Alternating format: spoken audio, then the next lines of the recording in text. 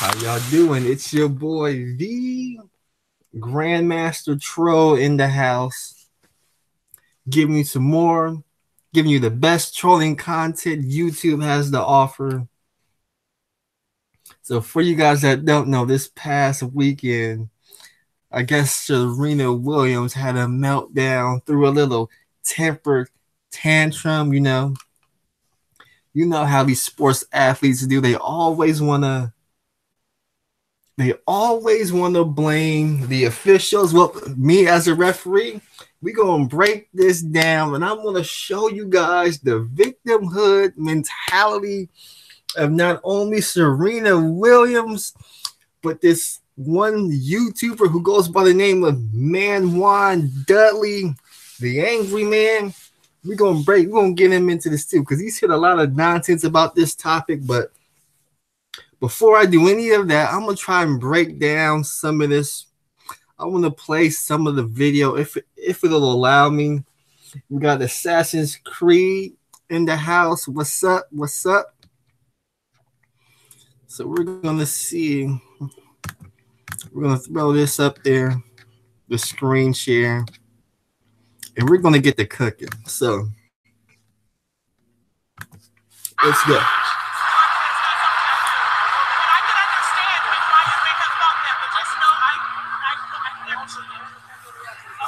So at this point, she was given a warning, which is really nothing. It's not a penalty. You're not penalized for. You're just getting a warning. I guess her coaches was doing hand signals or whatnot from the stands, and he got caught.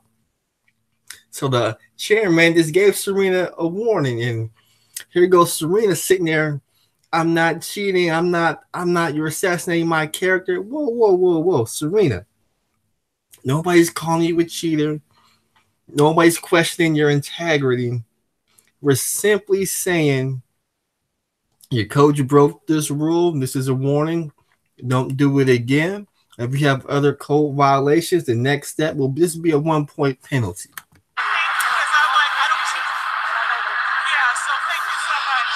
So you even heard the umpire saying, Serena says, I don't cheat. And the umpire says, yeah, I know that. It's just that your coach, he broke a rule. And this is just a warning. Now, at this point, the other girl, I guess Naomi Osaka, she's up a set. If she wins another set, she'll win the match in the championship. So at this point, she's up a set, but Serena is up 3-1 in the second set.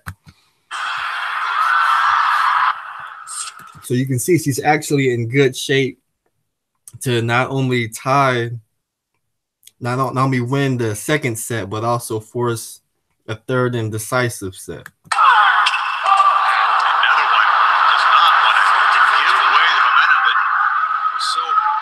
Now you see the emotion on her face. You see the frustration. You can see it really begin to unravel here. Hard to win in the first place. I was just going to say she's serving better this set, and then she had 2 double faults. Break back point for Osaka.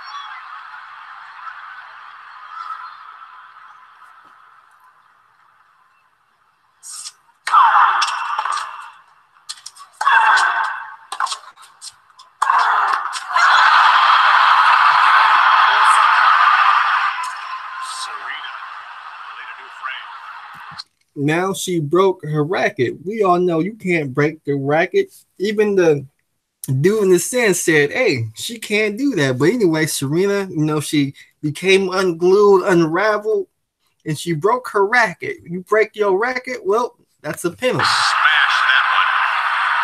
Back on serve. Williams leads 3-2. Second set. Osaka, 1 set to love. Code violation, racket abuse. Point penalty, Mrs. Williams.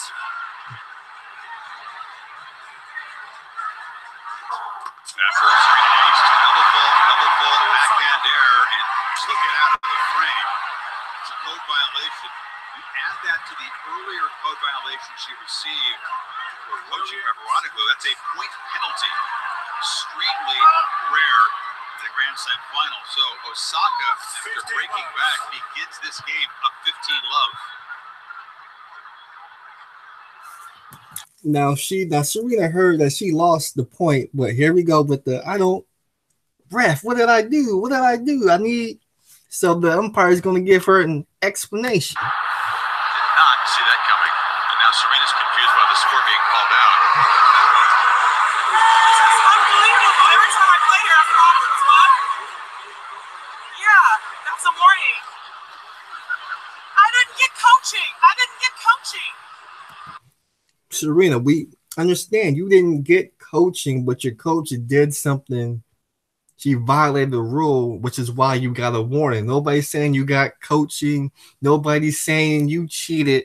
We're just saying your coach broke a rule. So you really need to be talking to your coach at the moment. I didn't get coaching. You need to make an announcement that I didn't get coaching. I don't cheat. I didn't get coaching. How can you say that? Now we got the boos coming in because we all love Serena Williams. We all think her shit don't smell. So we're going to go ahead and boo and show our support of Serena Williams, even though she's the one behaving badly at the moment. You owe me an apology. You owe me an apology. I have never cheated in my life.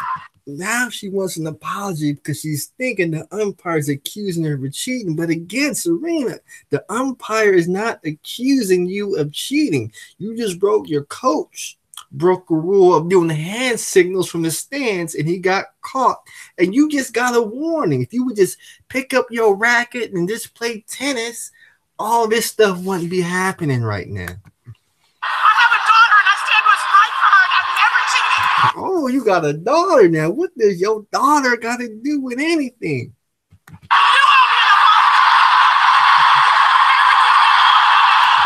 You guys hear that? Serena just said you will never work any of my games. See, as a referee myself, you know how many times I heard a coach tell me when I go to, let's say, school B, in the home team of school B, I make a call that the head coach don't like. Now he want to tell me I'm never going to work in his gym because he thinks he has some sort of authority to make sure I never work in his gym. So since he said that, I'm supposed to give him a technical foul because you're breaking one of the rules that's in the book because you're trying to intimidate and bully the official, which is supposed to be an automatic technical foul. Football, it's an automatic and sportsmanlike. Umpire, I'm supposed to eject you. So all these sports have certain rules. So even though Serena broke a rule which could have been considered verbal abuse, the chairman, he just played it cool. No, he's trying to be real nice. He's being real respectful. He's not raising his voice. He's talking to Serena with some dignity and some respect.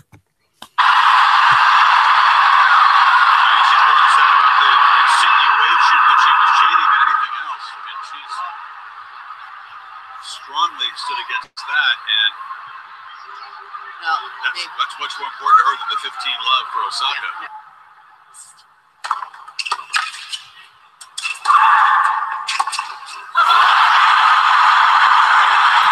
Now Serena's getting outplayed. She ended up losing the game. She was up 3-1. Now it's tied up 3-3, and Serena could feel it slipping away. Let's see what happens.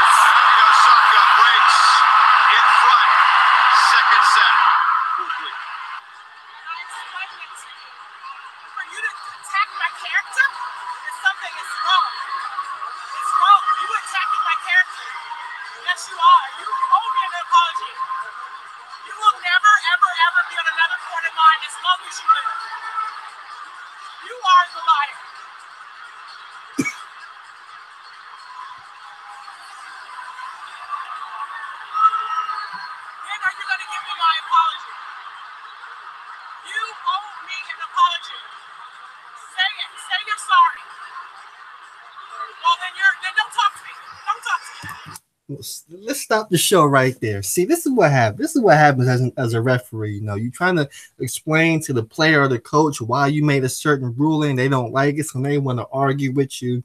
And since you're not giving the response that they want, now they're going to tell you did not talk to them. So this is what happens every time when a player or coach tells somebody not to talk to them because they don't like the way you officiating or umpiring the game. After they tell you not to talk to them, within 20 seconds, they gonna talk to you after they just told you not to talk to them. You don't believe me? Let's watch.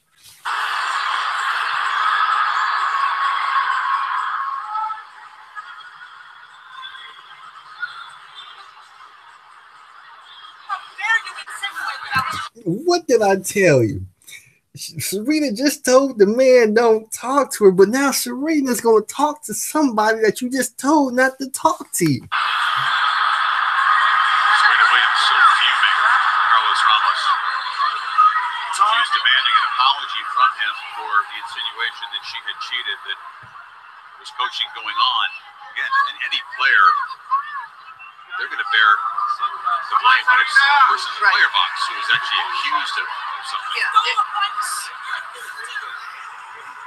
So now at this point, Serena broke another cardinal sin of dealing with officials. You can't question an official's integrity by saying he's stealing, he's robbing, he's chilling, or he's being a thief. At that point, he has to enforce the rules against you because you broke a cardinal sin.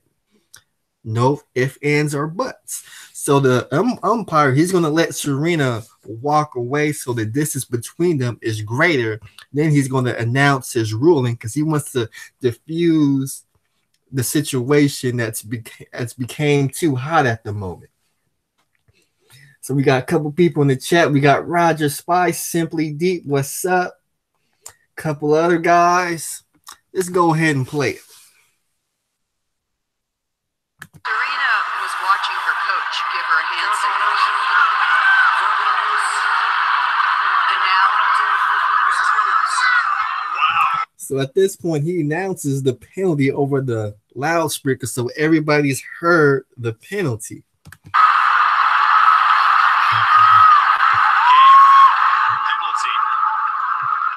So you can see Serena is about to set up to play the tennis match, but you can see that her view goes from her opponent onto the chairman, back to her opponent on the chairman. So this leads me to believe that she's heard the penalty and she knows what she's about to get penalized. So the set, so right now is what, 4-3. So right now we're gonna go to 5-3, and everybody in the stadium knows it.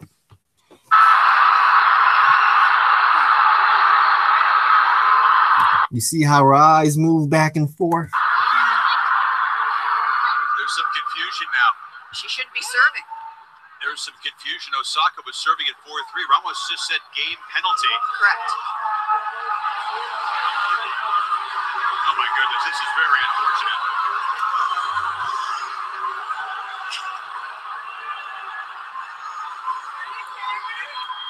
Are you kidding me? That's like saying you're a thief because you stole a point from me. But I'm not a cheater. But I told you to apologize to me. You see how immature this is. I mean, I'm breaking it down for you. See how immature this is. It's like being in a classroom. The class clown is in the back of the classroom showing his ass. He gets caught. The teacher tells him to go to the principal office, and he want to sit there and act like they're not doing nothing wrong.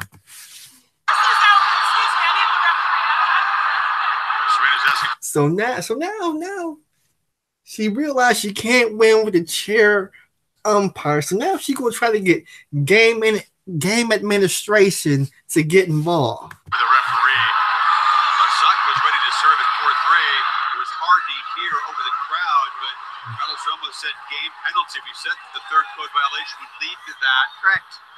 And now Brian Early, in his 39th year of working with the U.S. Open, his last year as a referee, is involved in something incredibly ugly. So at this point, the game administration already knows that the chairman is doing everything correct by the books, but they're gonna make sure they whatever they heard over the loudspeaker is what the umpire is gonna tell them, and they're going to verify if that's within the rules, and if it is, then they won't be able to overturn them, and then they're going to try to tell Serena, who's going to be upset. So their job is to remain calm, cool, collected, and be professional, even though they know Serena won't be professional.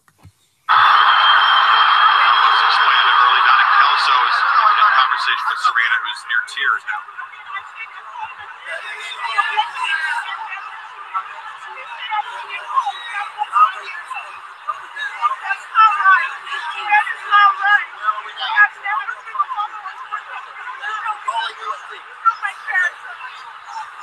And that's not right. This is not fair.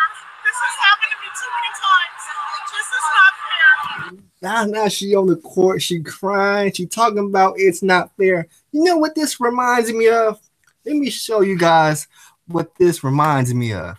The it's not fair. This is what this reminds me of. It brought me back to this, a classic video.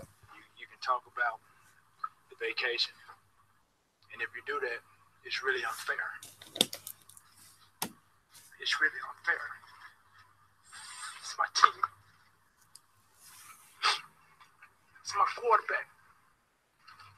And if you guys do that, man, it's unfair. We lost as a team. You guys see that? I mean, they on TV, they crying, talking about what's fair and what's not fair. And to me, it's really amazing that these people can do that. They could get on and talk about what's fair and what's not fair, and they on TV and they literally in tears.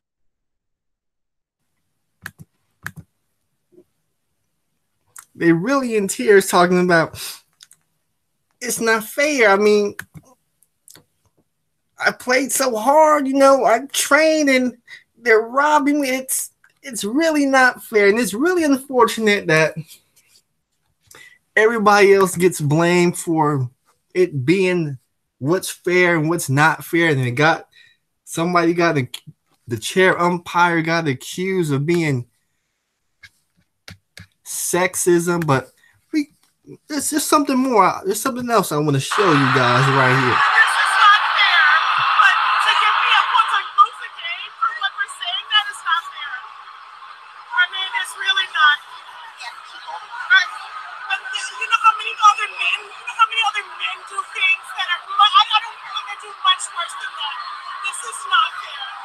There's a lot of men out here that have said a lot of things because they're men. That doesn't have to do that.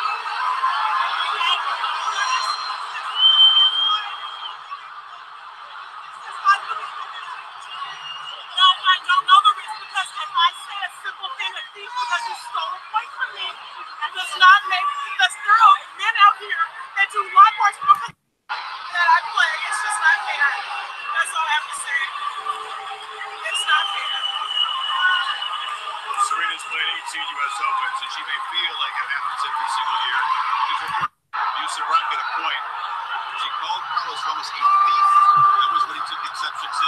So eventually the game resumes, and this is what happens. And this is very, very unfortunate. Yeah, this has never happened in tennis before. I've never seen anything like this.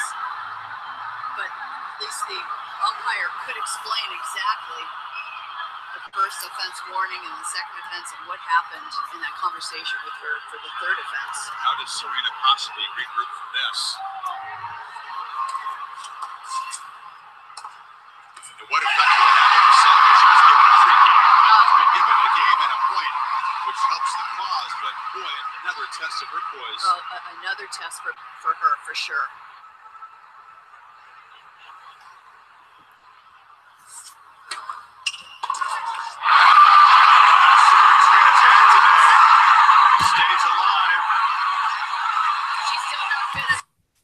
Okay, Serena. So you was able to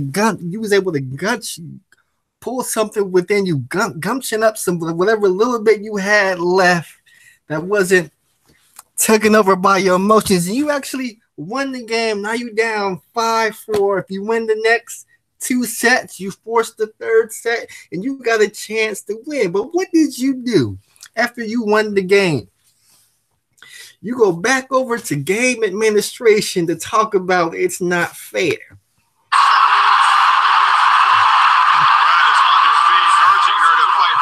Continues the conversation. Also in the corner.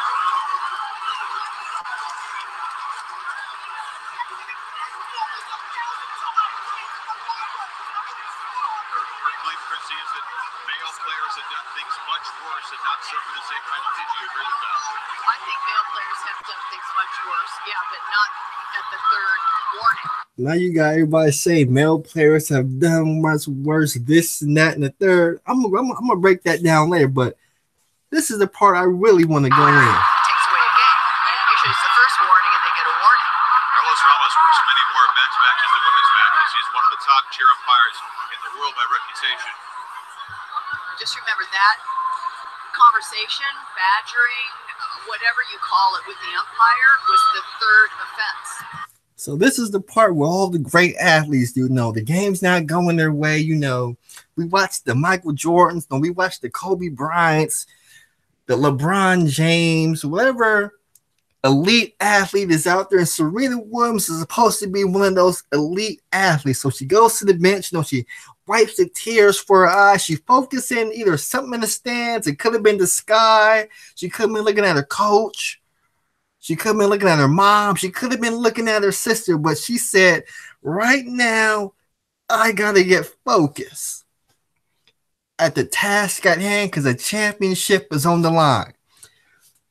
I got about 20 people watching me right now. So at this moment, I want y'all to picture Juan Leonard Dudley, the devil, on her right shoulder. And I want you to picture the Grand Master Troll on Serena's left shoulder.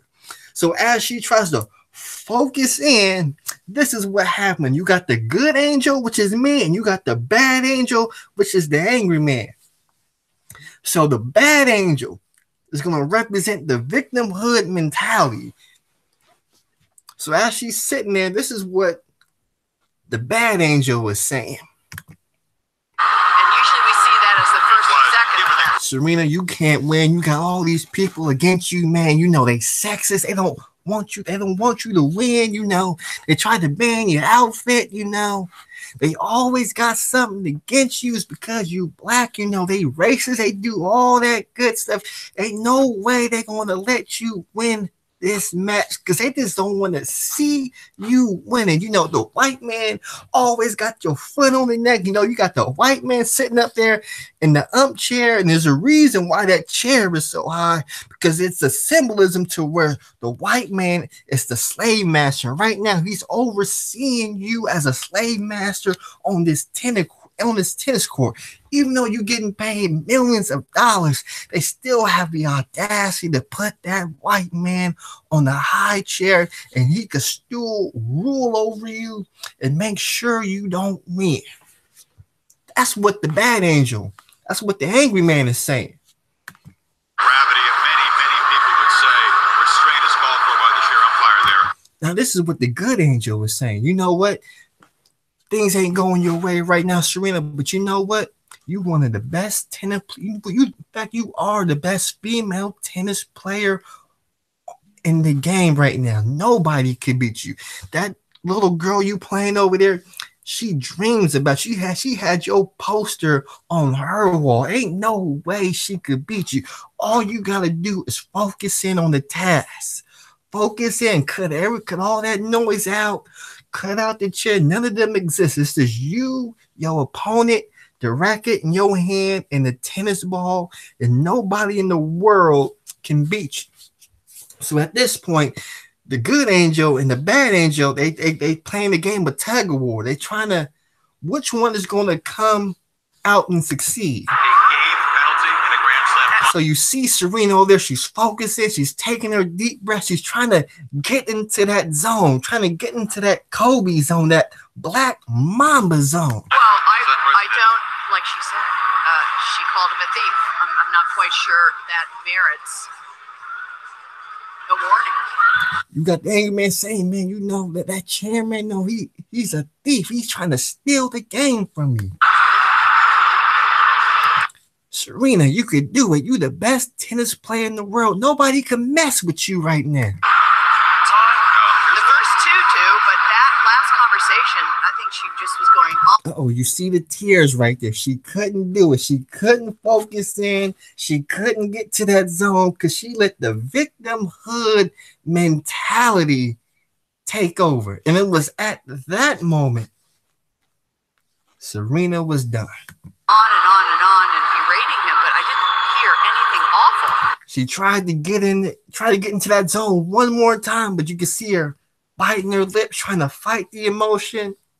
She couldn't do it.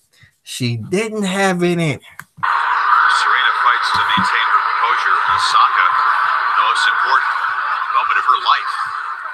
She's a hold away from defeating her idol and winning a Grand Slam title.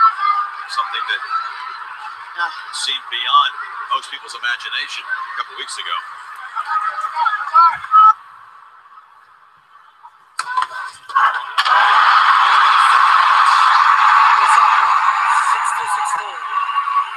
Osaka, a quantum leap. So as I predicted, she lost the match, but this is what always happens as a ref. This is what always happens. You know, you make a call that the losing team don't like, you know, they shake hands. You're going to have to cross paths. I already know what's coming. She going to start talking cash shit to the chair umpire. She can't just see this is what the good coaches and the good players do. When the game's over, you made a call that didn't go their way. They didn't like it. You know, they acted out.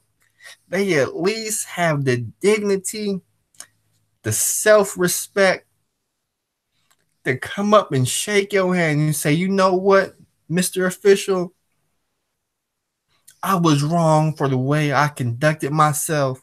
Even though I didn't like the calls that you made, and I still don't like them, I had no business showing my ass the way that I showed myself. And I just want to apologize for getting out of character.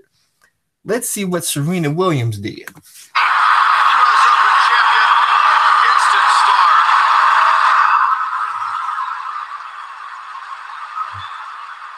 But in the most controversial US Open fight ever.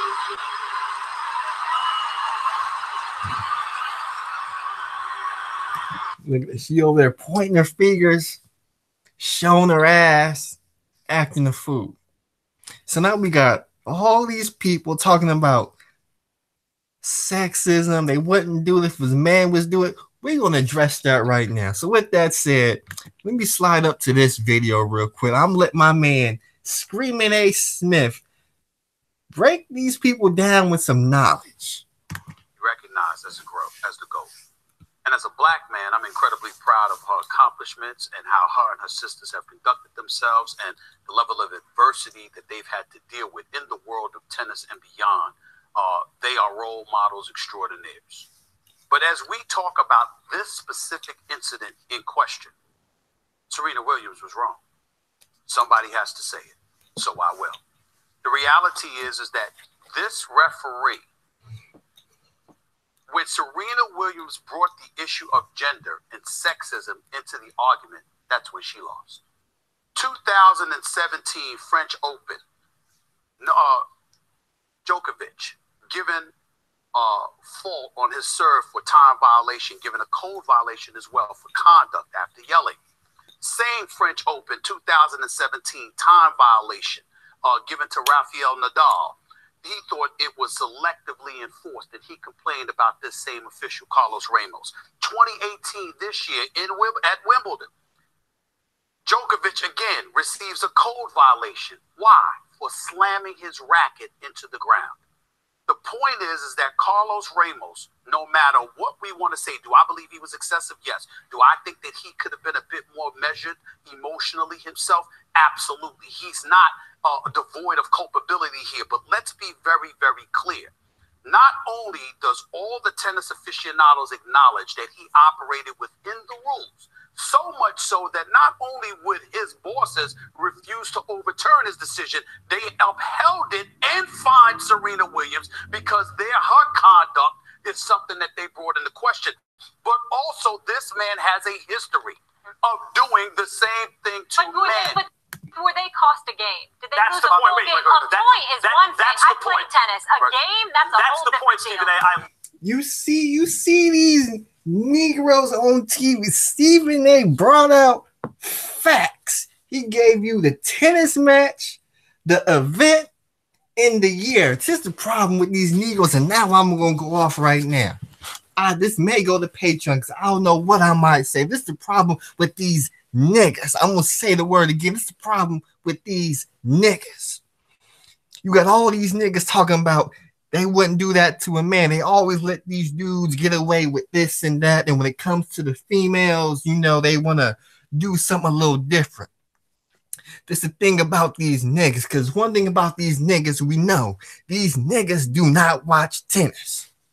So you got all these people who do not watch tennis gonna co-sign on this feminist bullshit.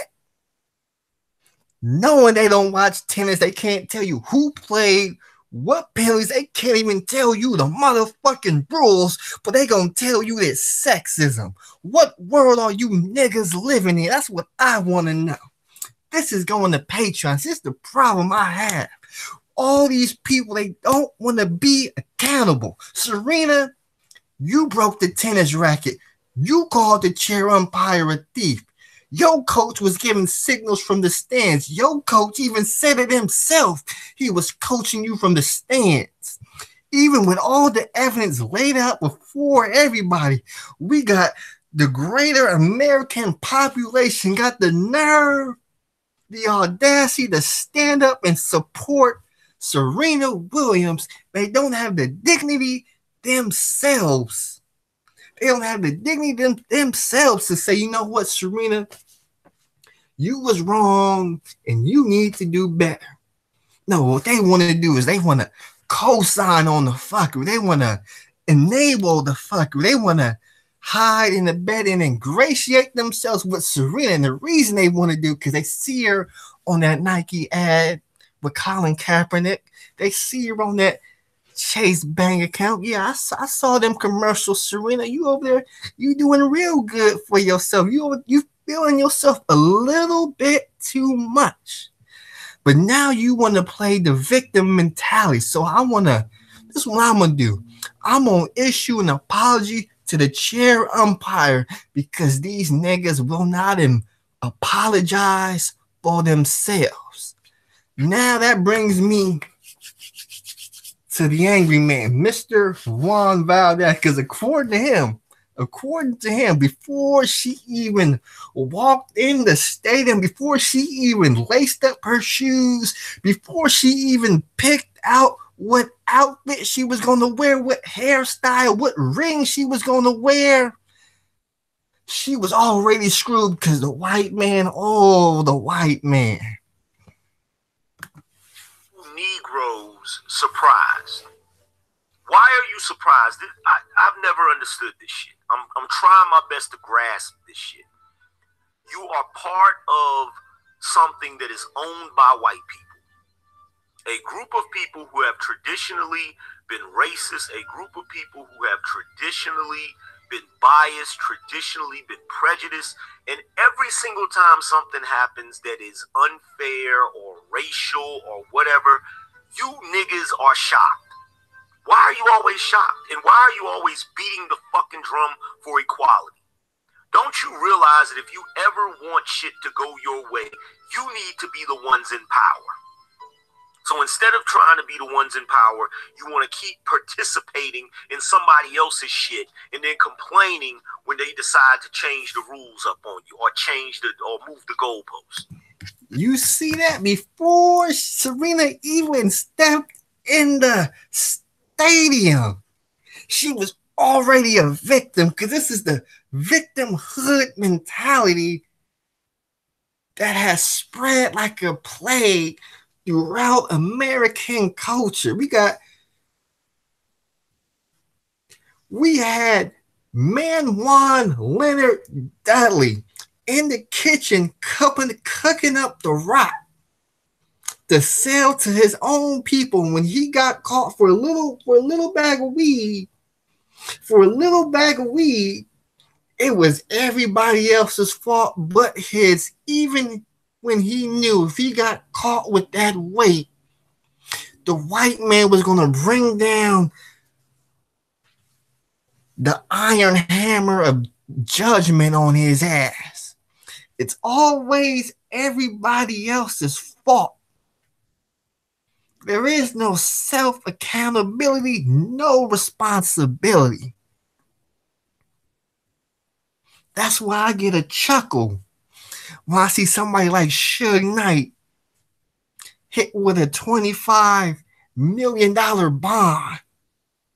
And you got Negroes talking about it's unfair, even though he got a track record of breaking crimes, serious crimes, violating probation, parole.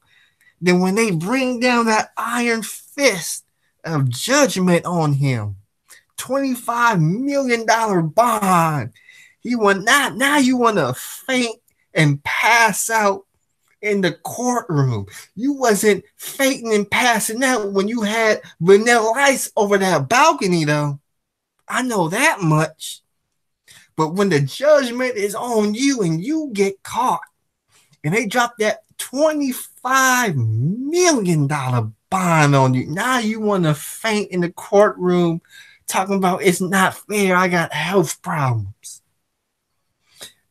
This is what some of these Negroes do. It's not all of them, but it's Negroes like the Angryman. I'm going to check out the chat rooms. I'm getting ready to close out.